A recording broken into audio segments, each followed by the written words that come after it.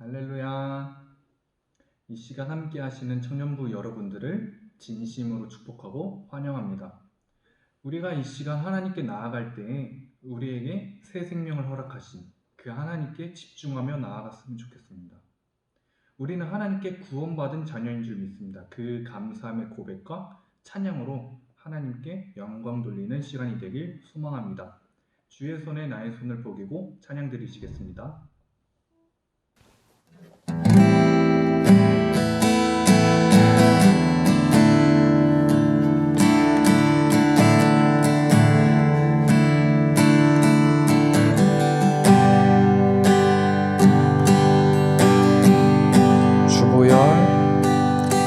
주보혈 날 정결케 하고 주보혈 날 자유케 하니 주 앞에 나 예배하는 시간 나의 모든 것을 주께 드리네.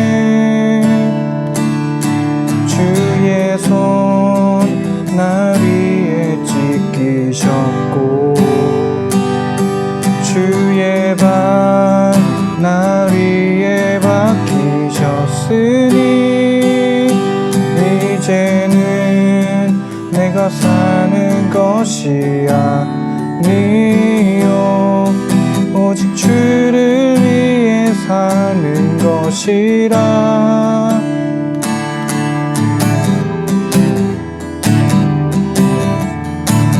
주의 손에 나의 손을 포개고 또 주의 발에 나의 발을 포개어 나 주와 함께 죽고 또 주와 함께 살리라. 영원토록 주 위에 살리라.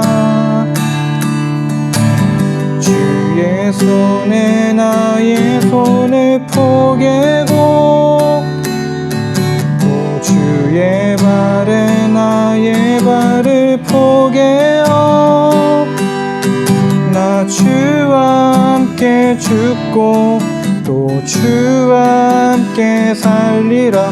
영원토록 주 위에 살리라.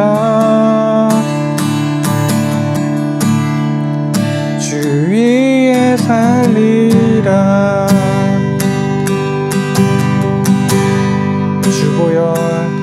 주보혈 날 정결케 하고 주보혈 날 자유케 하니 주 앞에 나 예배하는 시간 나의 모든 것을 주께 드리네. 주의 손 날 위에 찢기셨고 주의 발 날 위에 박히셨으니 이제는 내가 사는 것이 아니요 오직 주를 위해 사는 것이라.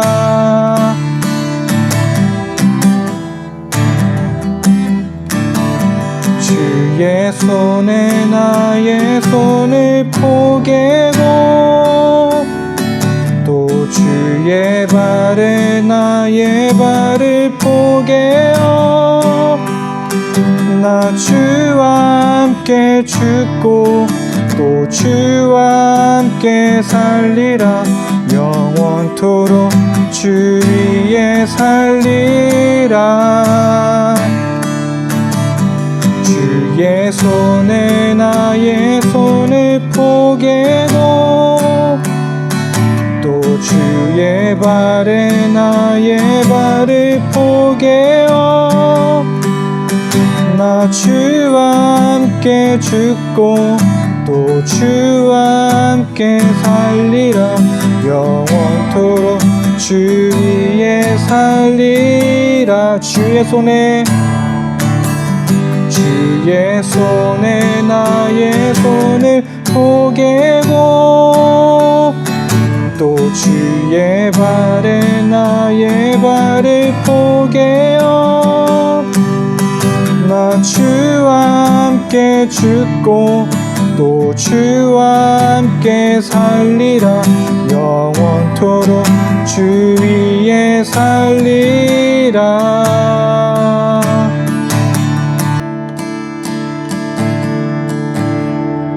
주 위에 살리라.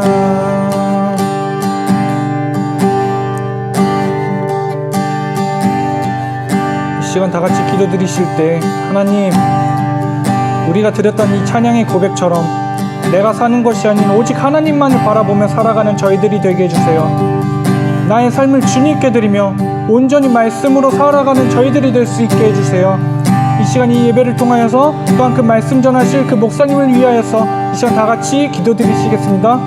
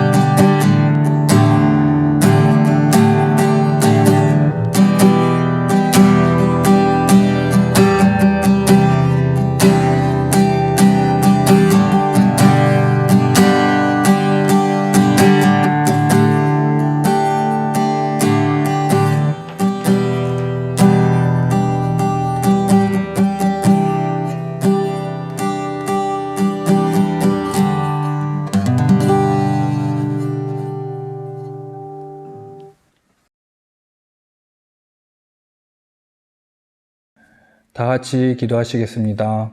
하나님 아버지 감사합니다. 우리에게 귀한 시간 허락하여 주시고 하나님 앞에 나아 예배드릴 수 있게 해주심을 너무나도 감사드립니다. 하나님 아버지, 저희들이 삶을 살아갈 때에 정말 무엇을 생각하며 살아가는지 다시 한번 돌아볼 수 있게 해주세요. 늘 하나님이 저희를 찾으실 때 누구누구야 내가 너를 찾고 있단다. 누구누구야 내가 너를 부르고 있단다. 누구누구야 내가 너와 함께하기를 원하노라. 이렇게 부르실 때 우리들이 그 음성을 듣고 하나님 앞에 나아갈 수 있게 하여 주시옵소서. 세상의 그 어떤 것보다 하나님을 더욱더 소중하게 여기며 값지게 여길 수 있는 우리 청년부가 될 수 있게 하여 주시옵소서. 오직 하나님만이 저희의 삶의 주인이시며 아버지 되심을 날마다 고백할 수 있게 하여 주시옵소서. 이 시간 말씀 듣습니다. 말씀 전하시는 목사님 입술에 축복을 더하여 주시옵시고 그 입에서 선포되는 그 말씀을 통해 저희들의 삶이 바뀌고 저희들의 인생이 바뀌며 저희들의 시선이 정말 그 세상이 아닌 온전히 주님께로 향해질 수 있는 이 시간이 될 수 있게 하여 주시옵소서. 온전히 이 시간 하나님의 이름이 홀로 영광 받기를 원하며 감사드리며 살아계신 예수님의 이름으로 기도드렸습니다. 아멘.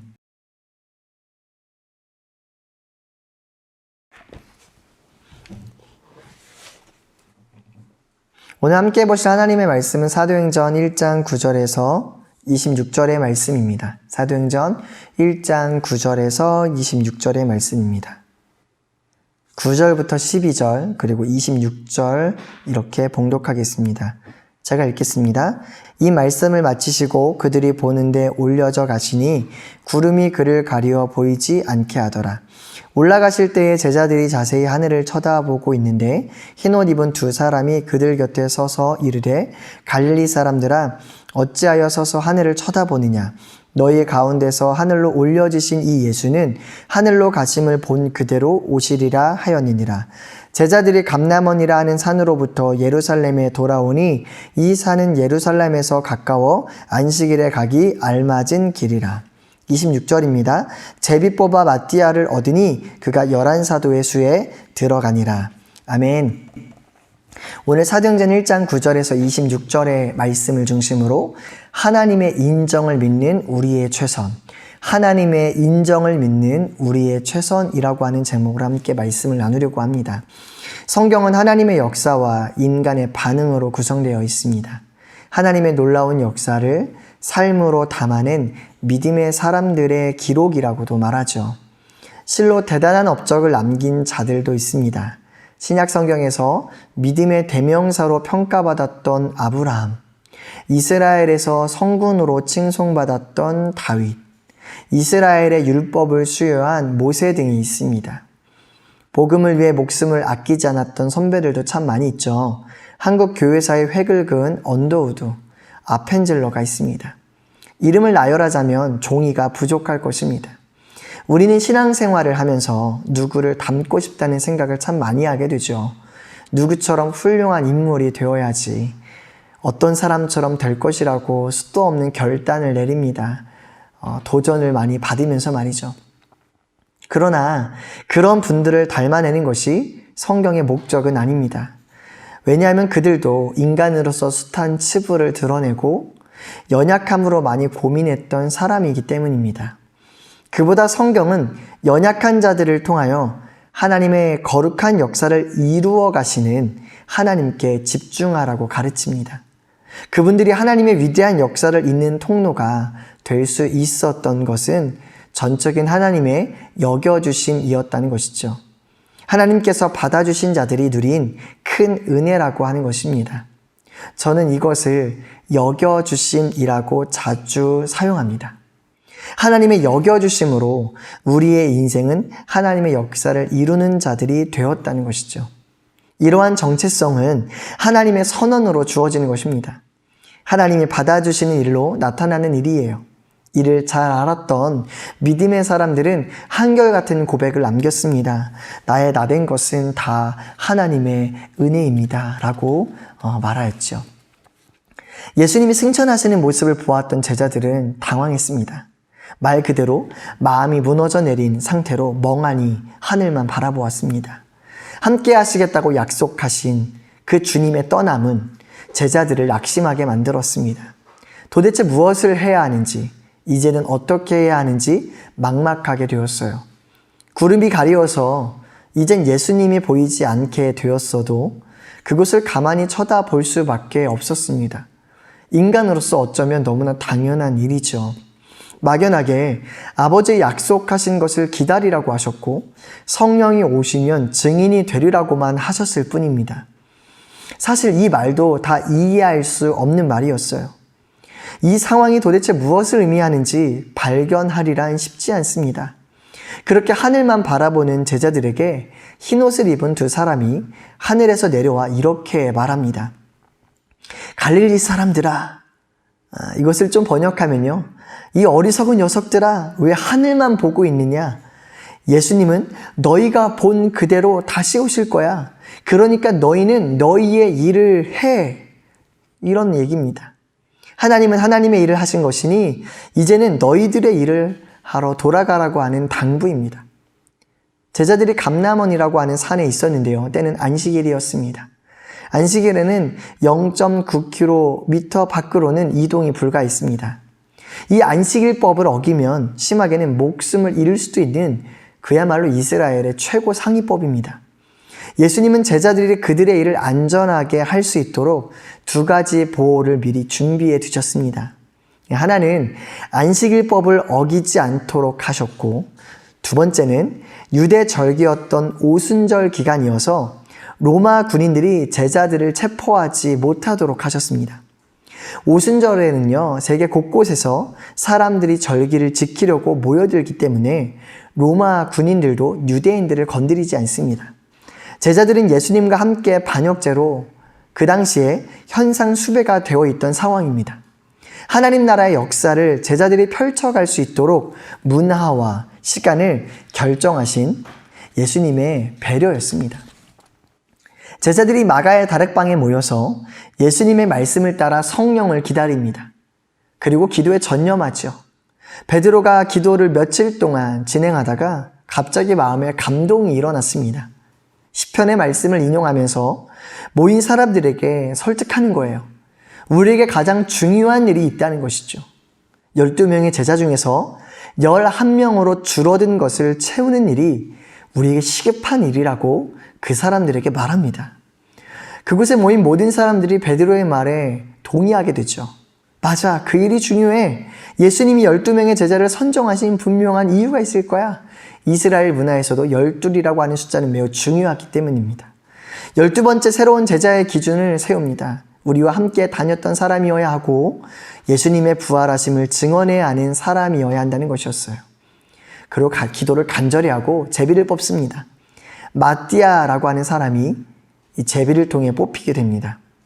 하나님이 맡기신 일, 거룩한 일, 가장 중요한 일이라고 확신하며 실행했습니다. 이후에 마띠아는 성경에 등장하지 않습니다. 아이러니한 일 아닙니까? 아마도 하나님의 부르심을 따르는 제자의 삶을 멋지게 살아갔을 것으로 예상할 뿐입니다. 그런데 다시 언급되거나 등장하지 않는 기록을 묵상하면서 이런 질문이 생기게 되었어요.